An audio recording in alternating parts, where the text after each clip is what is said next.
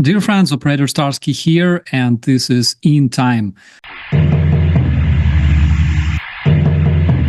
long sobs of the violins of autumn wound my heart with a monotonous language. Мною принято решение о проведении специальной военной операции. Today at 1, we're live in Ukraine as Russia invades in a major military assault by land, sea and air. It's now more than a month since the US Speaker, Nancy Pelosi, visited Taiwan. China's ambassador to Australia also issued a blunt warning a few days ago that those who push for Taiwanese independence will be punished. We're waiting for a peaceful reunification, but we cannot rule out other options. You won't have to do it anymore. 4 more years, you know what? It'll be fixed, it'll be fine. You won't have to vote anymore.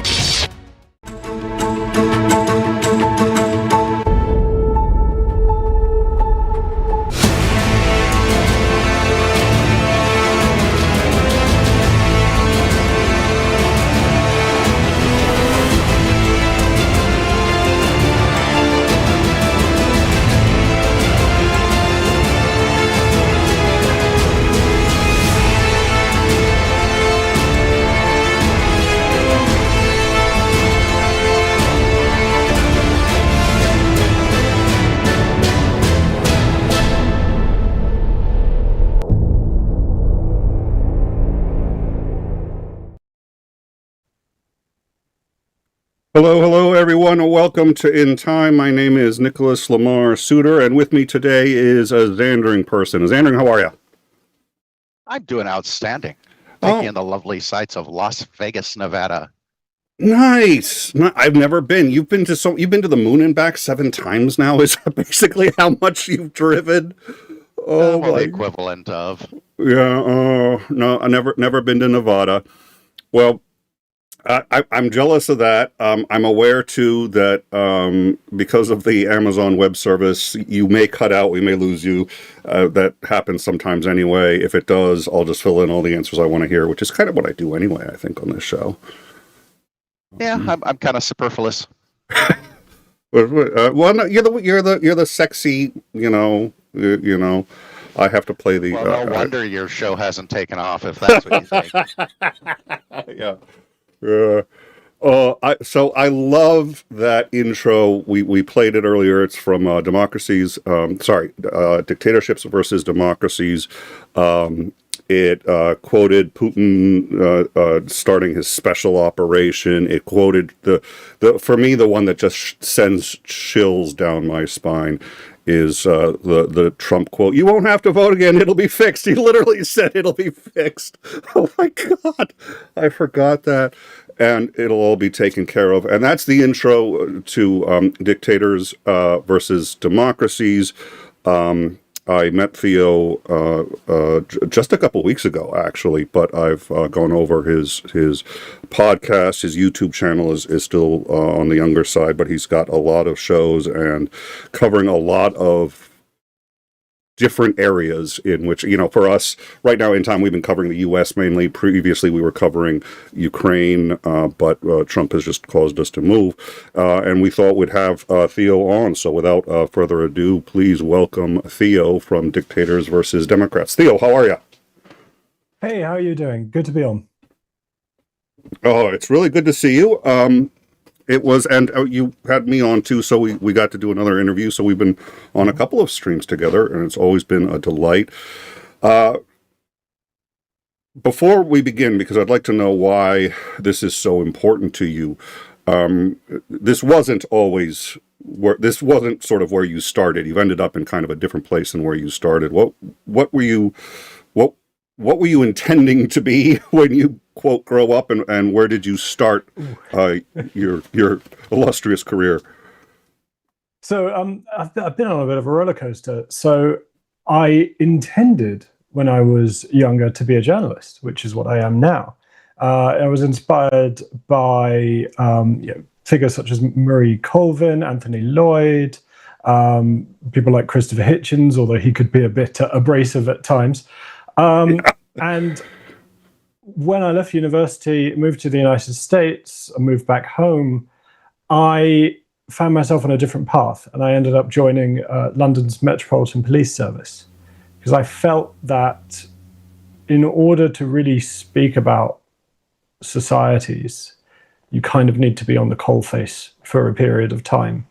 And like many police officers, not all, notably, I joined with a purpose. I wanted to solve a particular, work on a particular type of crime, that being grooming and human trafficking.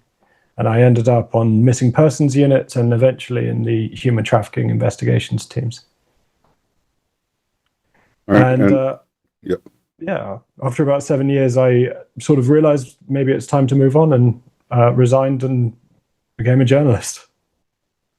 What got you interested in, I mean, okay, so Hitchens, that's Vanity Fair. He did cover a lot of wars. He's known primarily for his atheism and being one of the four horsemen of, but he always considered himself first and foremost a journalist, and did remarkable work on everything from Kissinger, of whom he was not a fan. No, to put it lightly. Yeah, no, he was not a fan of Kissinger. So he ran the gamut and had an opinion on everything. You seem to be focusing in specifically on one particular topic. What is that topic and why? So it's the health of democracy and its survival in a world where we're seeing threats to it rise from all sorts of angles, from aggressive states, the CRINCs, China, Russia, Iran, North Korea, to oligarchs at home, and the influence that they're having, because I don't think they believe in the democratic systems anymore. We're seeing figures like Theo and Musk, and certainly Trump. They're not small d Democrats at all. I'm going to use the term Democrats a lot. I'm using it with a small d. It doesn't refer to the party. Oh, okay. And actually, I think we spoke a little bit before the show started, and I did not mean to suggest that 𝐶𝐸𝐴ndering can't, if he has a question, just pop in. 𝐶𝐸𝐴ndering, do you have any questions? I guess I'm a little curious. What drove you to leave the police and to go back into journalism? We seem, especially in the United States, you kind of get in a career path and you kind of go that way, and it takes a kind of special individual to like change courses kind of that radically when you have what would be a secure job, and then to switch into something that would be a lot less secure. What kind of drove you to go back into journalism instead of staying with law enforcement?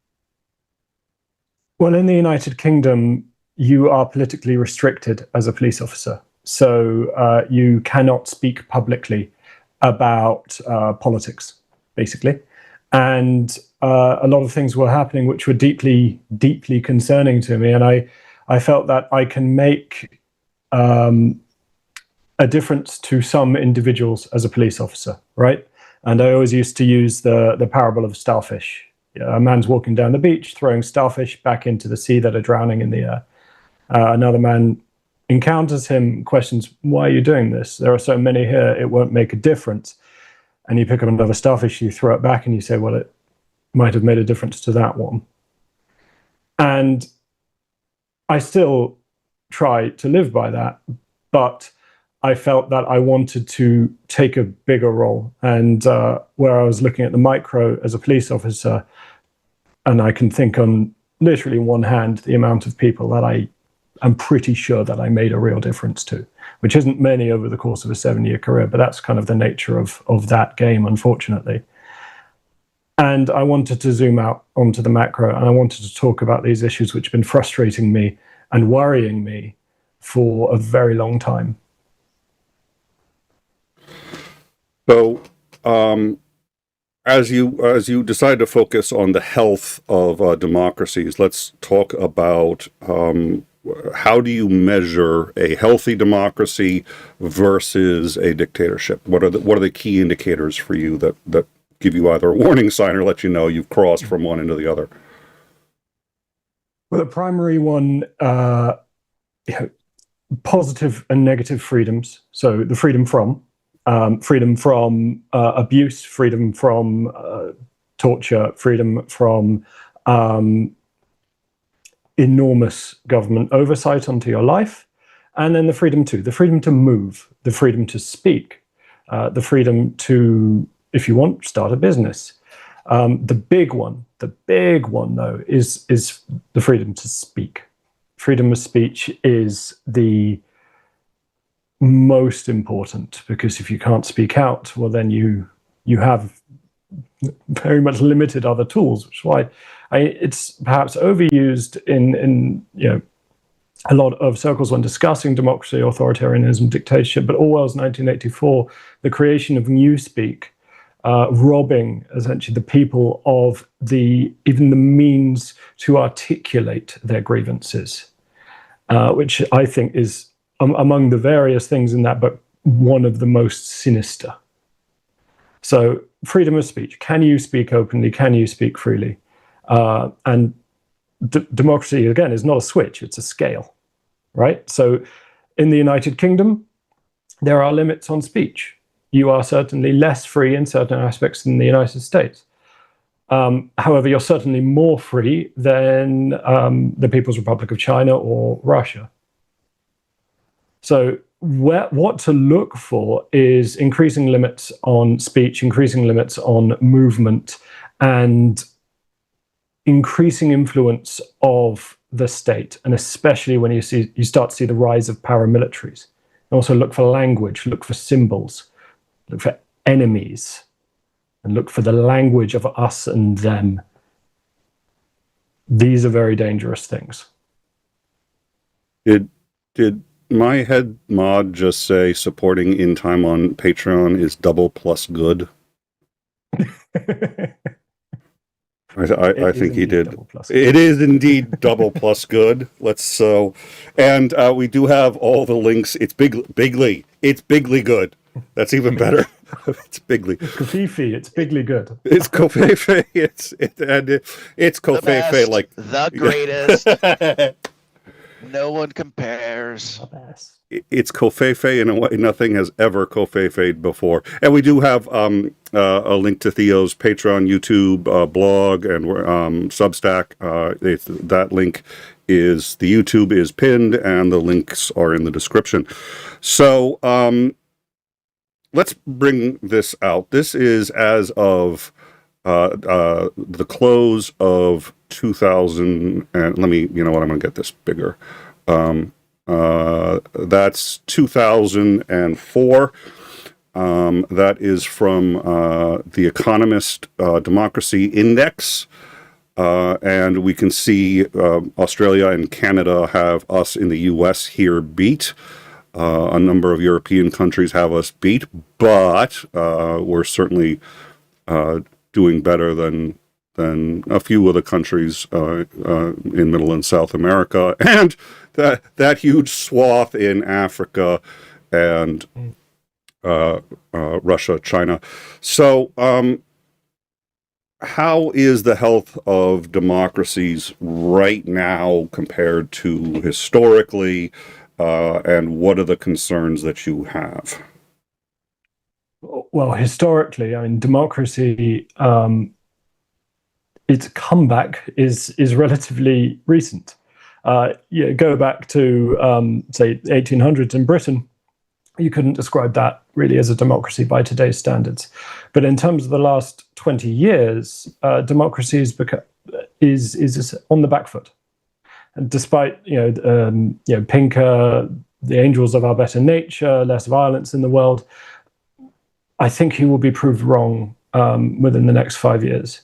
And we're seeing an increasing assault from the crinks, who've realized that in an age of global communication, it's very difficult to isolate their population from these ideas, which to an autocrat are poisonous. So they are engaged in attempts to undermine democracy to shore up their own rule. Think Russian bot farms, think Chinese similar. And the democracies themselves, I don't think have been really set up to deal with this. And we're seeing that certainly in the United States, which is sliding down the scale, unfortunately, at the moment. Trump is, as I said earlier, he's not a believer in democracy. He's probably more of a want-to-be aristocrat, I would say. And democracies are actually under attack in Europe and certainly in Ukraine, and are threatened with invasion in Taiwan. So it's looking pretty dark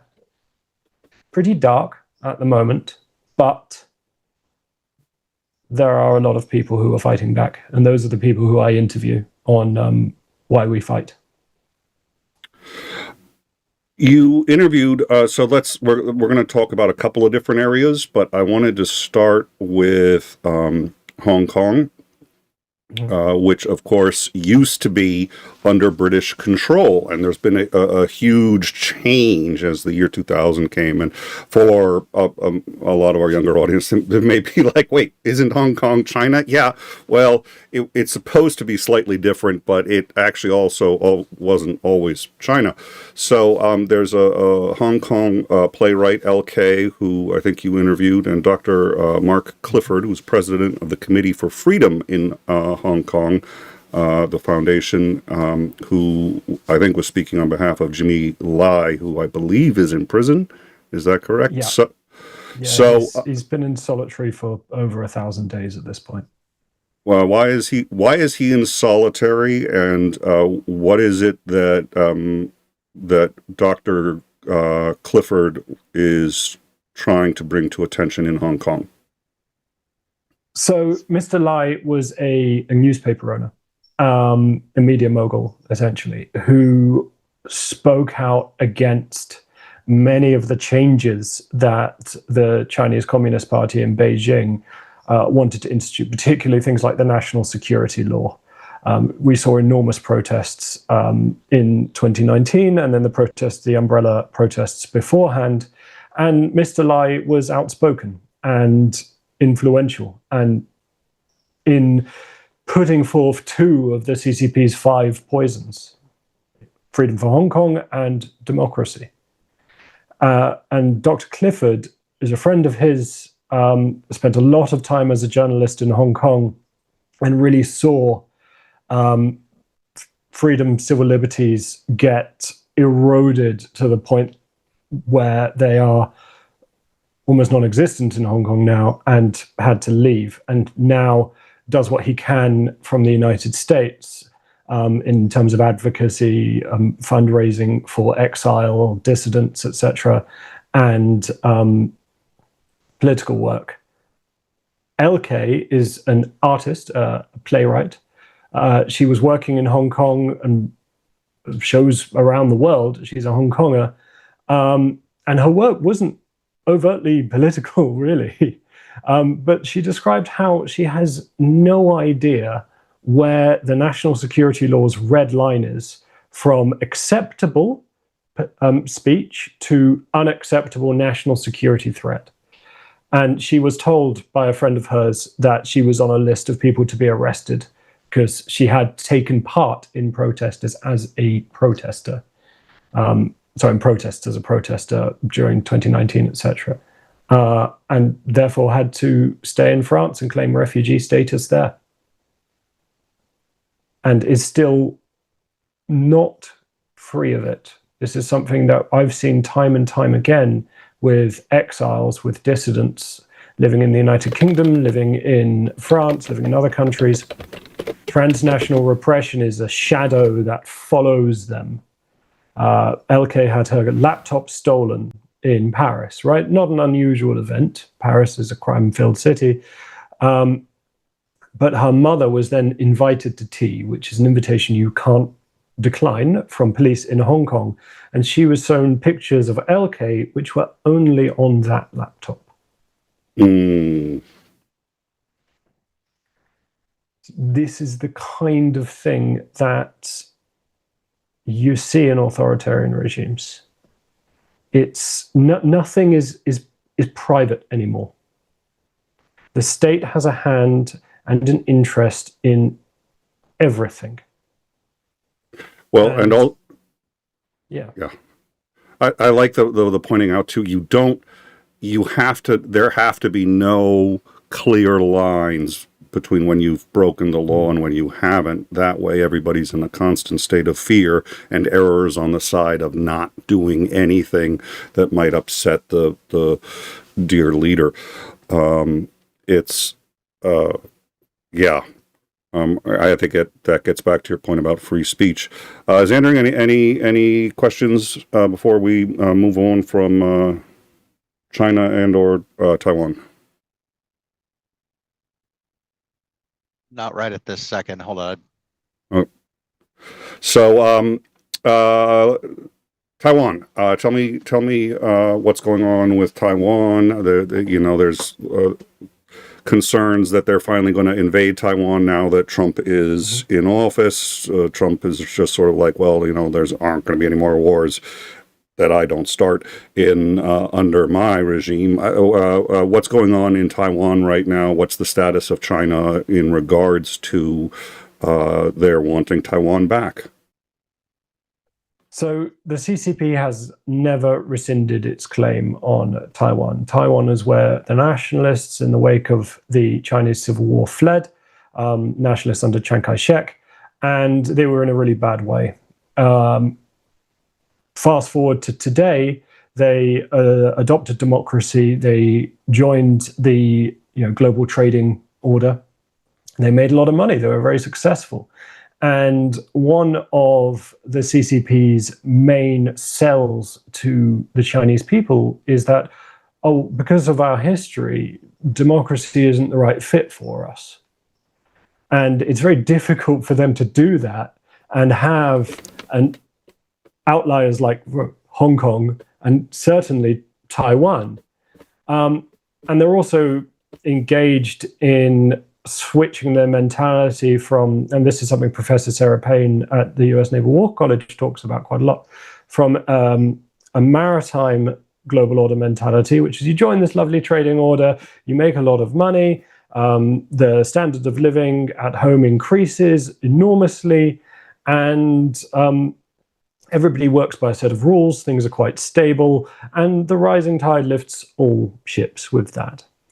And that is the reason for China's enormous growth since the death of Mao and Deng Xiaoping's socialism with Chinese characteristics.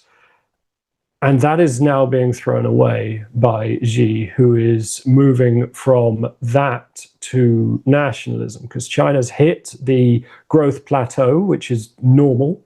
We saw Japan experience the same thing in the 90s, but it needs to still sell the Chinese Communist Party being in power. So it has to vector away from, well, if you leave us in charge, your kids will be richer than you, there'll be unlimited economic growth, to nationalism, patriotism, China. We're going to retake all under heaven, and that includes Taiwan. And they are serious about it. They're absolutely serious about it. They've built the first kind of sort of ship of its kind landing barge with these enormous stilts, which will dive down into the sea, hold the barge up, and it's almost like a Mulberry Harbor from World War II. It's an attempt to create artificial harbors because Taiwan is very difficult to land on. It's got about 20 beaches you could do a D-Day on, and this is an attempt to get around that. But it's a mistake. You invade Taiwan, the destruction, the bloodshed will be enormous. The Taiwanese will fight back. They rather like being free, and they've been preparing for it for the last 80 plus years. Mm-hmm. So they will destroy everything that they're trying to get. But I think they're absolutely serious about doing it. You mentioned earlier that in the last 20 years we've been having this slide, and that the democracy its comeback, I assume you mean since the Greeks, really is reasonably new. Yeah, okay, so that's a while. That's a long time for a comeback. It is. Yes, but I'm sure that you remember that vividly. Okay, where's the mute co-host button? There's got to be a. Okay, I need I'm some. just happy I wasn't the one getting pulled over by the police a moment ago. So, pardon my jubilation that I can continue flying down the highway. Yeah. You're not in jail. I don't have to bail you out again. Yep. What do you think the global ramifications of China trying to invade Taiwan are? What do you think the global effect of that would be? Well, chips will get a lot more expensive and less good because the Taiwanese make the best by a very long shot. And if they invade Taiwan, you can bet your bottom dollar that they're going to destroy everything. Even as a bit of a, can I swear on this channel? But yes, sir. A bit of a fuck you to the CCP if it looks like they're going to lose.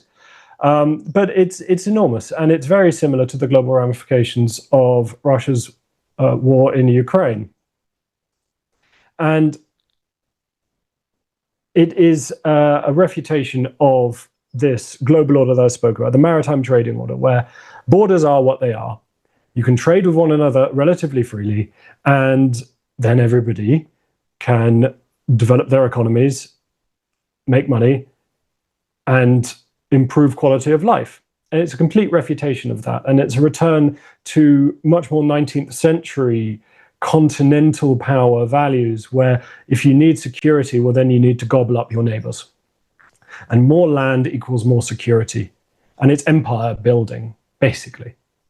And in this day and age, that doesn't work anymore. So you had said... So if they were to go into Taiwan, you can expect Japan to nuclearize, South Korea to nuclearize. More countries will want nukes, many more, and we'll see proliferation. Japan's already talking at a about it. We've not seen since the end of World War II. Japan is seriously talking about it, which is insane as far as I'm concerned. So you had said this earlier, and I Nick, find you're cutting out for me, I'm afraid. Is Andrew, am I cutting out for you as well, or?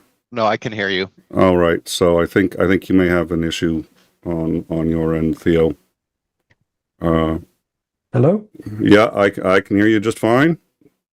So I'm. You can you hear us, Andrew? Did he lose both of us, or just you? Because I mean, I could totally understand losing you. I am getting troubles.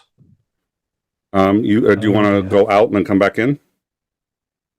Out and then back in? Just go out. I'm not hearing anything. Do you want to head out and then come back in? I love the communication when you're like pointing this way and that way. It's like, what do you mean by this? I mean, if only there was something like, I don't know, messaging service or something that we could.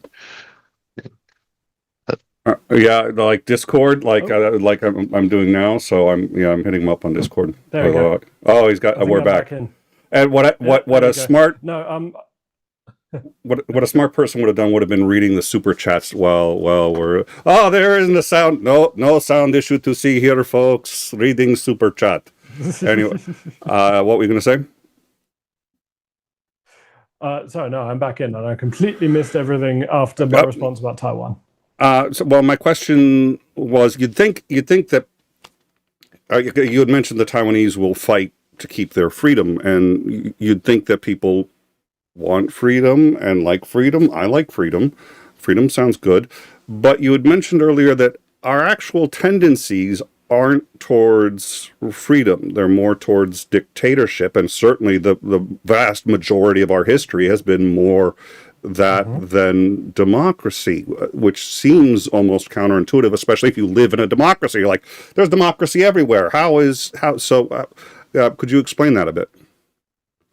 Well, our societal tendencies and the way we organize ourselves tend to, throughout history, lean towards authoritarian systems. I mean, we joked earlier. I mean, it's a comeback, yeah, since the ancient Greeks. It's been that long. Yeah. And the reason for that is democracy is actually quite difficult. Oh my God. Oh, you all right? Yeah. We can still hear you. I have gotten a request to make a phone call. There's some sort of emergency that I have to do. Go make your phone call, sir. If you can come back, great. If not, just I'm so sorry. Go. I have to go and deal with this. Go. I'll be right back with you. All right. No worries. No worries. Do what you got to do. All right. So that gives us a perfect time. Michelle Ferguson, $9.99 for the electric bill. Thank you, Nick and Mods. Well, thank you very much for your contribution. It really helps. We really appreciate it. Thank you. Thank you, LJ Boone, too. Remember this, 2 of 3 Trump's wives were immigrants, which proves immigrants really do take the jobs nobody wants. Yeah. Yeah. Yeah, that's a good one. Whoa, spicy. I like that one. So, any thoughts so far, Xandering? Yeah, I have to wonder sometimes because trying to maintain a state where the majority of citizens are experiencing liberty, freedom, the ability to self-determine their own futures, is difficult. It's risky.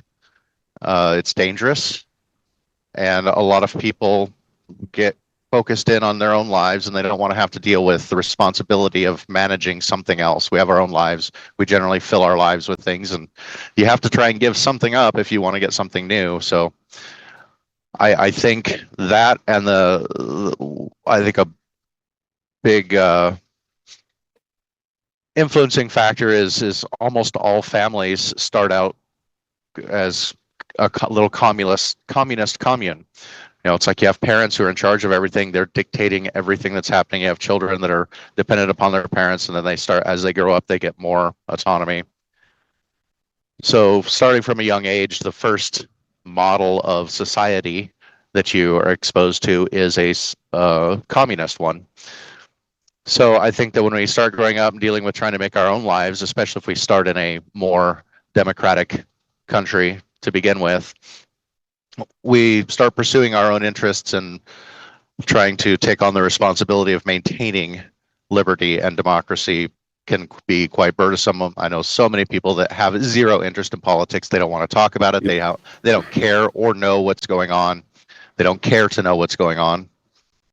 So yeah, and the longer you've had prosperity, I think the more that kind of apathy or self-interest starts to sink in. Well, we've been a democracy in the United States for over 200 years. We'll still be a democracy. I don't need to worry about this stuff. It just chugs along fine. You kind of start suffering from some normalcy bias, and then you get some other people who would much rather run their country like a boardroom than actual representative republic. Starts to creep in, and you're not paying attention, and it allows them to do a lot more stuff, and you slowly lose all of that stuff. So I think that's why it's difficult to maintain, and it's very difficult to start up democracies around the world. Well, and dangerous to the people who already have power too. I would imagine. I think because those in power tend to do things that a lot of the masses may not like, and when the masses finally decide they're going to rise up, if they're capable of doing so, you end up with things like the French Revolution. You can get some very visceral hatred towards people in power, and that doesn't usually end well. Yeah, but they also, so like in Iran, it's they don't give up power easily. Yes, most of the people want a democracy in Iran, in Saudi Arabia, but they don't give up that power. So it's, unless another country is willing to help, which always has issues. So I've spoken with Theo on Discord. He is no longer available, so he's had something come up that he does need to go deal with. So we would like to thank him. We would like to remind you of his, and you can see he's a very bright guy, knows what he's talking about. I have spoken with him about this topic a few times, so I will continue. I am not the expert, but he and I had spoken before the show, so I'm going to continue with what we've got and the things that we're going to cover, realizing that he would be able to inform you better than I. Otherwise, we would not have had him as a guest. And now we see the real reason why you put up with me and dating yourself to associate with that nasty quasi-conservative person. To bail my ass out. Wrong and suddenly you're the only one here. It's like, okay, well, now we're a show of me pontificating on things, and I can at least come on and say, no, Nick, you're just wrong. You're gonna say that either way. If you can't come on, you'll be in the live chat going like, oh, Nick has no idea what he's talking about. Oh, so one of the things we all know you outsource your intelligence. That's great. I do. That's the nice thing about being a host. I'm here for my personality, my intelligence. I outsource. I like call up Titan. Titan, could you tell me about the? Yeah, sure, Nick. Here you go, and then boom, I'm good to go for a show. So this is the authoritarian index of the United States, and as you, one of the things that this index does is highlights each individual point where something happened that marked a change.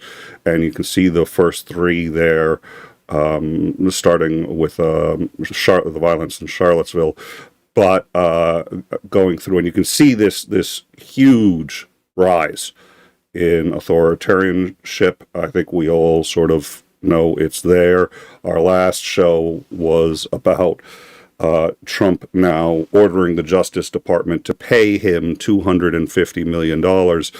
I was curious to see how traditionally fiscal conservatives would feel about this, and the last one that I saw was on CNN saying, well, he should be paid back.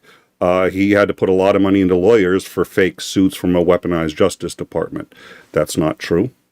You know that's not true. I know that's not true. Everybody who's looked at the evidence knows that none of that is true. It was a legit case.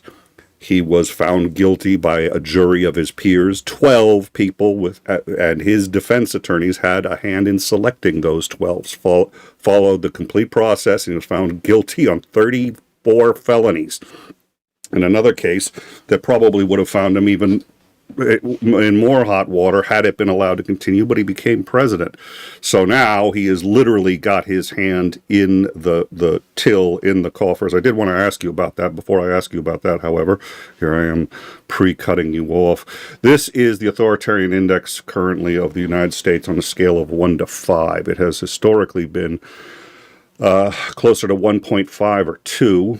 You can see it compared now to different countries. We are basically approaching India, which has not for us been the pillar of democracy. You can see that we are now the chart that I showed you, the first chart here, this only goes through 2004. So this doesn't include through 2004. So this doesn't include anything that Trump has done in his second term. Nothing from his second term is in this one. This chart includes 2004 or 2014. 24. Sorry, 2024. 24. Yeah. So thank you for the correction. This goes through 2024. So his second term, starting in 25, isn't on here. So there's probably more events, and the number is significantly worse. But you can see the uptick, and you can see where the instability starts. You can see where we sort of try to recover, and it doesn't work out. This is the current index, authoritarian index for the United States. Out of 5, it is a 3.3 on the authoritarian side, and growing. And all of the areas, for the most part, are of concern. So now I know Theo is very familiar with this index and familiar with how and why those numbers have become what they have. I am not as familiar. So I simply know that those are the numbers, and that we just got updated recently, just a couple of weeks ago, and sure will be updated again, especially with Trump's. I figured the Trump paying himself out of the Justice Department, you in particular, would find rather galling. So I was curious as to your thoughts on that one. Yeah, I'm not a fan. I'm reminded daily of how I'm not a fan of Trump and what he's doing, shredding essentially the republic. I don't like the expansion of executive powers that he's been trying to, and in some cases successfully attempting. I absolutely despise the big beautiful bill that they put out. Supposed to be, I mean, that was one of the things that at least you could somewhat, somewhat say, or at least stake your decisions upon, was that the Conservative Party, the Republicans, are supposed to be fiscally responsible. Never really actually kind of worked out that way once they were actually in office. But they at least paid lip service to it, and as long as they were paying lip service to it, it was keeping it at the front of people's minds, even if they themselves weren't really doing it. You still had the conservative movement that was like, yeah, we should have fiscal responsibility. And now I'm seeing more libertarian type people who aren't Republicans that are still, and some that are now being labeled as rhinos, Republicans in name only, which they're becoming. I mean, that statement is becoming true because they still believe that, hey, we should have some fiscal responsibility. We should have some monetary policy that actually works properly. And we're not getting any of that. Trump has expanded our debt tremendously. It's not even close. I mean, and then just to keep going on, it's like, okay, if you wanted to try and shred even the appearance of fiscal responsibility, the appearance of the rule of law, we're shredding that quickly, and that is not good. Pay yourself out of the DOJ pockets. That's a great way to shred even the appearance of impartiality. His own, and it's so the deputy AG, the deputy attorney general, is his personal defense attorney, and is the person who has to sign off on whether or not he has a claim against the Justice Department for $250 million or $260 million. It's his defense attorney. His own defense attorney is going to be signing off on that because he's the assistant, the deputy attorney general. I mean, he's not even pretending that there's impartiality anymore. Yeah, not at all. It's like, you want a great way to show just how much corruption is going on, especially at the federal level. I mean, that's a great way of getting rid of it. Yep. I mean, even if I tried to grant the maximum amount of charity to believe that he really was wronged and he really was owed all this, that it really was a witch hunt, that he hadn't actually done anything wrong, that they had conducted the case improperly or for whatever reason, and he was found unjustly guilty, and he spent all of the try and grant that he believes all of that. I mean, we still do have objective evidence about what happened, but for him to just come up and say, okay, yep. I'm owed this, and it's like I can't. And my defense attorney is going to give it to me. Yeah. Even if he had a point, it's like you're the head of the Justice Department, being the president. It's like, no, you don't get to do this. If I tried to give you that maximum, unfortunately, reality is out there. The evidence is out there. We know what happened. And I may question some of the procedures and some of the decisions made procedurally in that case. But you don't go after all of this while you are the one in charge, and your personal lawyer is the one that has to decide whether you're entitled to seek this. You don't do that at all. It's like you're going to have to wait for another administration that you're not any part of. Then you try and redress that. There's ways too. The Justice Department can actually make an independent committee. They've done it before where there's been conflicts of interest because the Justice Department prosecuted the case themselves. So if they prosecuted the case, and somebody's got a complaint against them, they can actually have an independent committee that's got nothing to do with the executive branch that decides whether or not they're going to pay this out in lieu of there being ostensibly a lawsuit. They're not going to do that in this case, and they usually do that, and then the committee makes the recommendation to the deputy AG.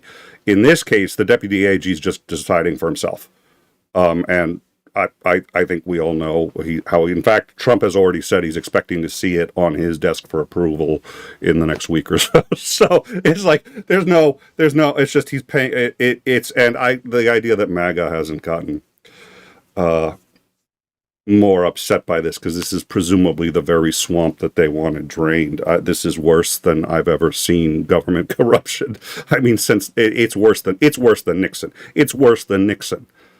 By a long shot. So, all right. The other thing that I know that he would want to talk about would be Ukraine. And if you go to his channel, we have a lot of Ukraine supporters. We have not discussed Ukraine as much as I would like to on this channel. One reason is because Trump has taken a bit of a front seat on that, because Ukraine kind of goes as the U.S. goes to some degree. If we had had a president who fully supported Ukraine, who either continued the support and the increase in, because there was an increase in support, it was incremental, but it was happening. If that had continued, if God forbid they had gotten even more, things would be different. Instead, they got Trump, and Trump is not making Ukraine any better. So to some extent, and this is a conversation I wanted to have with Theo, we will invite him back. We will have another show, and I will ask him this question, which is to what extent is talking about Trump talking about Ukraine, because Ukraine and the U.S. are the two biggest areas of concern for Theo. I discussed this with him before the show and asked him about his biggest areas of concern. He is concerned, of course, about Hong Kong, Taiwan. We've talked about that. He's concerned about other countries. But right now, the axis of democracies are spinning around the U.S. and Ukraine. Ukraine, because this is a physical attempt by Russia to conquer a democratic country, and they're not going to stop there. They're going to try to essentially conquer the democratic Europe, and Europe is aware of that. Meanwhile, in the U.S., democracy is literally collapsing. We are witnessing the collapse of it. We are covering that on this show, unfortunately. Well, I'm glad we're covering it, but you understand what I mean. And Ukraine's job is a lot harder with the U.S. not being a democracy, not being in full support of democracies, and at least in part being in Putin's pocket, which we appear to be. So the troubles in U.S. are inexorably tied to Ukraine, especially with a president who is inexorably tied to Putin. So this was a discussion that we were going to combine. He's done interviews with volunteers, a combat medic, a few other people in Ukraine, and he's done. He is a very staunch supporter of Ukraine. So I hope you guys will go check out some of his interviews. Again, for him, it's about the war, but it's about the goal of democracy and what that means, and why and how tyranny needs to be opposed. So we will invite him back to have those discussions. Why what's happening in the U.S. concerns him, why the U.S.'s descent into tyranny, and like I said, I've just shown you a number of the metrics that are used, and we'll have him on to discuss those metrics. He will discuss what he expects to continue in the U.S. and how best, as an American, to fight for democracy. I think he would be very pro the No Kings protests and the frogs. The frogs are spectacular. The frogs are awesome. I'm going to put frogs in the interface. We need to put note to self, frogs in the interface. But he's also, needs to talk about. We're going to talk with him about specifically Ukraine, what Zelensky's doing right, what he's had to overcome, and what they're looking at for democracy as a whole in Europe, because democracy is under physical assault there. So, apologies that he is not here. It is beyond his control. I have spoken with him, as I said, and I completely understand his bailing. He was just like, if they switched to that other guy as host, but Nick the pompous ass, Anyways. Now we'll be able to have him back on, and those are the questions that we did not get to, and we will. So I want to thank you all for joining us. Andring, do you have any final thoughts on this topic before we head on out? I look forward to having him back to make the discussions. I think that's important. It is. I'm going to say what I found most interesting, and then I want to hear what you found most interesting. What I found most interesting, and he's obviously right, but I've never thought of it that way. And I think it's because I took democracy for granted. I always assumed democracy was the default position. That's why I started with the Rick and Morty in the beginning, where it goes, "When did fascism become the default?" And it's like, no, it hasn't been the default since the Greeks. We're talking 2,000 years ago, more than actually. But at any rate, it isn't the default. Democracy is actually harder. It's more pleasant. You're not afraid for your life. You're not in Orwell's time. But living in Orwell's time is at least easy, if that makes sense. Everything's laid out for you. You're told what to do. You just have to follow orders. That's it. You don't have to think for yourself. You don't have to. You take responsibility. And the number of people who vote in the U.S., and it's one of the reasons the number is so low is because, as you said, you'd have to become politically savvy. You have to learn about the candidates. You have to learn what they say they stand for. Then you have to learn if they actually follow through with it. And then you have to, and all of that takes time and work.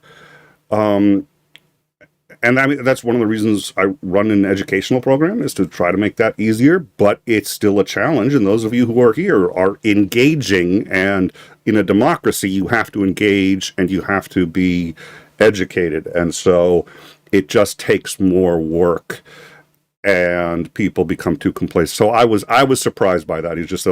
He had described it as humanity is always veering towards authoritarianism as a car. If you just let go of the steering wheel, it's not going to go straight. It's just going to start to go towards authoritarianism. You have to keep your hands on the wheel firmly at all times.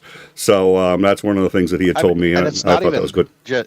Yeah, and it's not even just that. I mean, you have to put the work in to try and find out what are the stances of the different representatives that you're going to be voting for. What is their actual track record of voting for any of those things. But I mean, it gets even harder than that, because you can be completely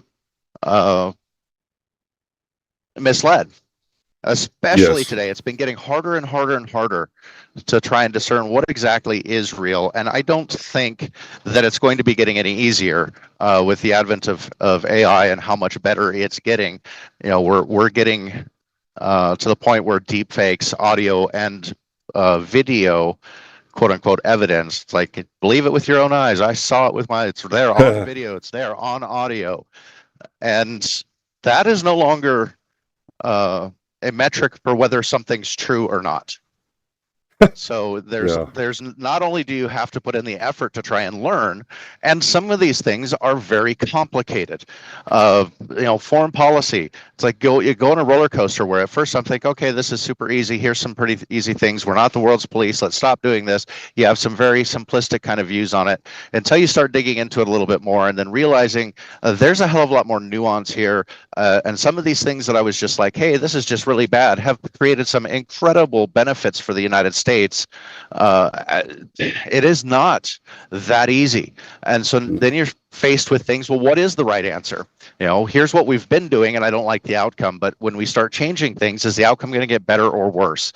And that is not necessarily easy to find out. You get the United States pulling back from the world stage, and you end up with Russia invading Ukraine. You'll end up with China taking over Taiwan. It's like you'll start seeing a bunch of other powers that will rise into the vacuum left by the United States, and on the global scale. And it's like, is that a better thing? Is that a good thing?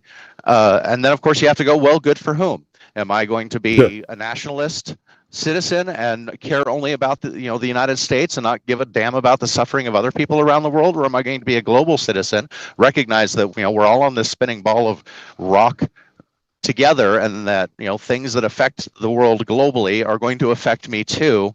It's democracy's bitching hard. Yeah. So okay, Jeff. This is worth it. So Jeff Merkley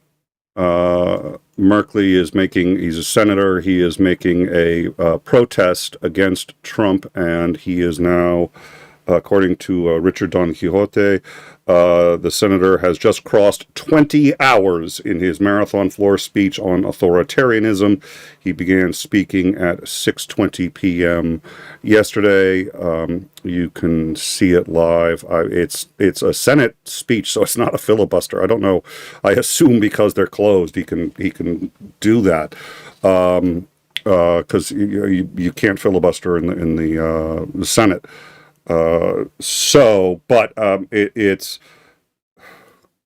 too few people see what's going on, and it's like nobody's going to see it until it's too late. But when somebody does something like that and takes the Senate floor for 20 hours to talk about this, at least you feel that. I don't quite understand why C-SPAN is such a riveting channel to watch. I mean, I don't know how it's not number one in cable news or in cable ratings every week. You know how many times I've been sitting here and talking about, we need to get C-SPAN just hooked directly into the show so I can just bring it up anytime without having to hook it up separately. It's just built right in. And it's Ascalon then gives me a hard time. I don't know why it's Ascalon. I think when Titan's not around, Ascalon is the chief person in charge of giving me a hard time. He's like, oh yeah, let's make sure that you get C-SPAN, because isn't that going to be great for channel growth? Just here's what's happening in Congress right now.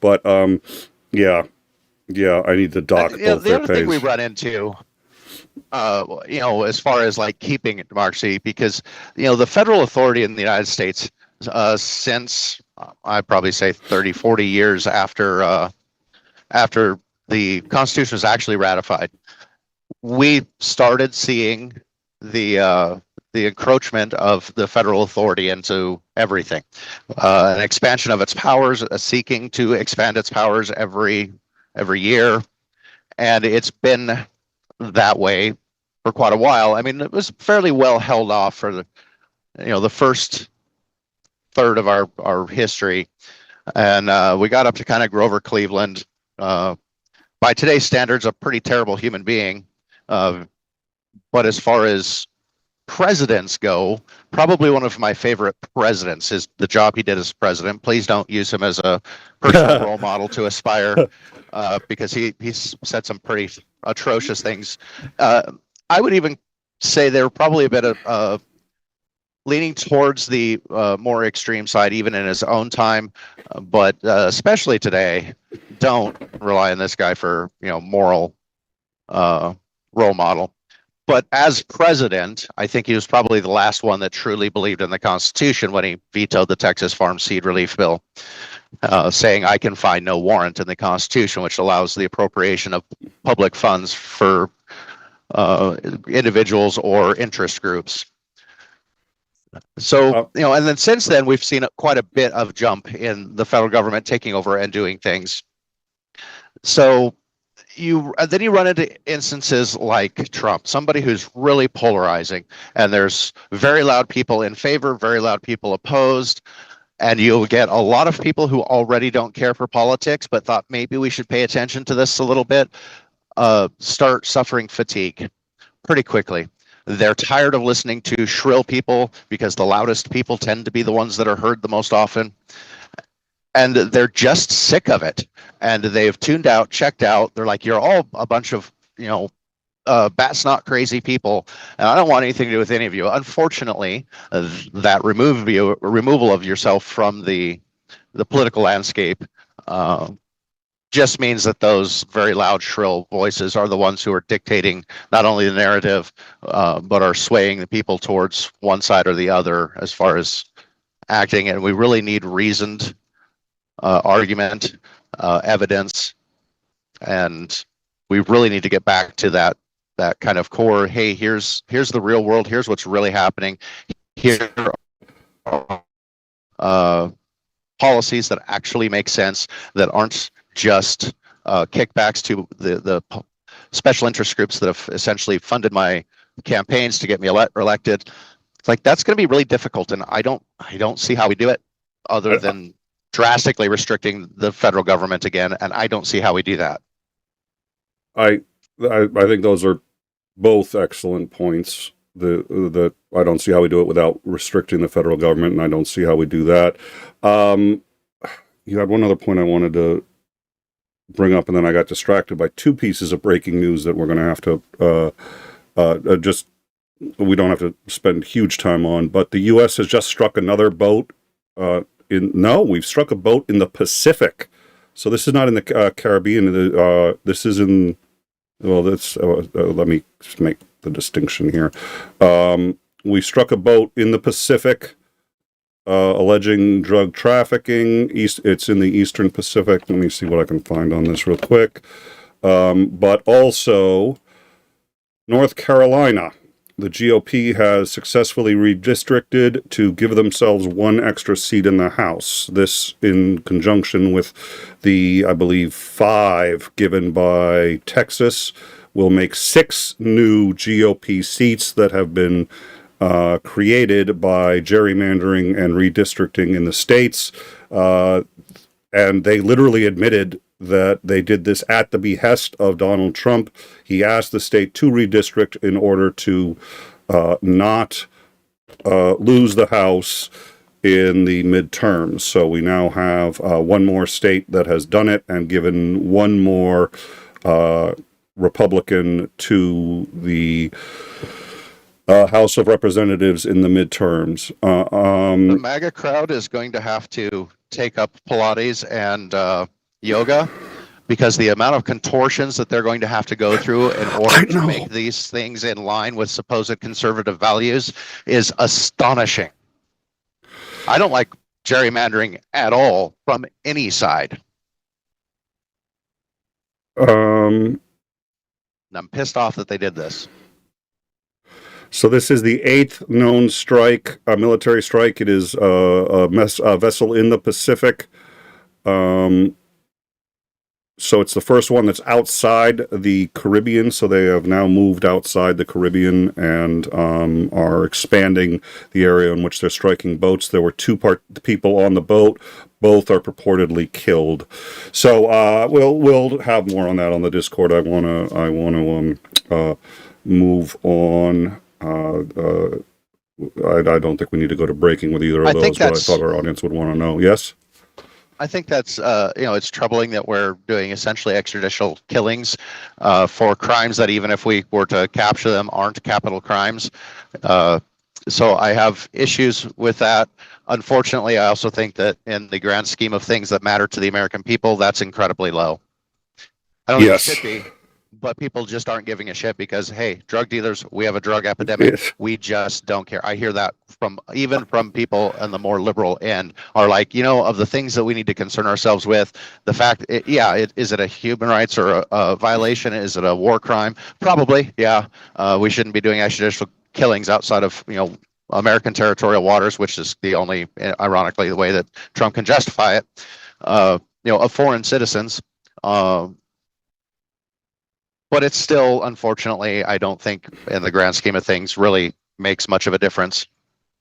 Yeah, well, and that's scary because, Jester, I'll get you in a sec.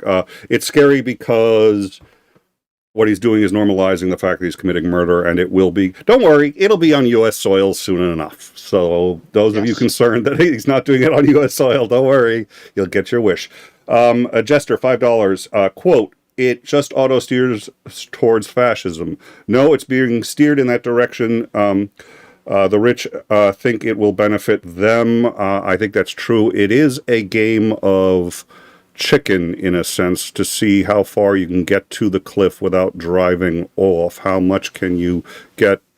How much money can you get before you have a let them eat cake moment? That's another reason I was very delighted to have Theo talk about let them eat cake, and everybody like. Well, you cut out. Am I back? Oh, I'm sorry. There you go. How we say let them eat cake, and everybody like instantly knows what that is. And yet that is not what was said at all. No, yeah, I know. And boiling the frog doesn't work either, but yeah. Well, and I think the wealthy are kind of fine with that whole dip towards autocratic systems because they believe they're going to be the ones that are kind of in charge. They have the wealth, they have the power, they have the influence. They're going to be, a part of that authoritarian regime. They're going to be the new oligarchs, and they're going to have control because they're going to be partially financing, the subjugation of the people. So I think that's why they support that a lot more. Yeah, and I think that's the entire goal of the Heritage Foundation, and that's Peter Thiel. That's why I was so glad that he mentioned Peter Thiel and Elon Musk, because these guys are definitely driving it in that direction, and quite deliberately so. All right, well, thank you all very much for joining us. We will have him back at some point. We also will have tomorrow, 9 p.m. Eastern, we will have on Commander Lance McMillan as we discuss, I'm sure, this and a bunch of other issues. It's always nice to have his take on things, and we will, like I said, we'll invite him back, and come join us on the Discord for the breaking news and to learn more about our shows as we have them. Thank you again to the mods. Thank you to everyone who super chatted, Michelle Ferguson, LJ Boone, and Jester. We really appreciate your support. And you can also become a member. That's a great way to support our program. And the Patreon, which I just noticed the link does not work through Nightbot. So one more thing. Thank you all so much. Any final word? No, I'm not. No, you know what? No final words for you. No final. You've been a bad boy with the final words. No more final. Final though. I have a good. That's final. What you said last time. Okay. You'll like this final. I swear to God, because it's straight out of the hippie liberal rule book. So all right, you should be happy that I'm even reading that thing. I'm delighted. Here we go. My final thought for today is to be the change you want to see in the world. Amen. Wow. I don't know who sent you that book. That was probably Ascalon. Good job sending him the book. No, that was Sinister Porpoise. All right. Thank you all for joining us, and we will see you tomorrow night, 9 p.m. For Downtime with Commander Lance McMillan. Have a good night, y'all.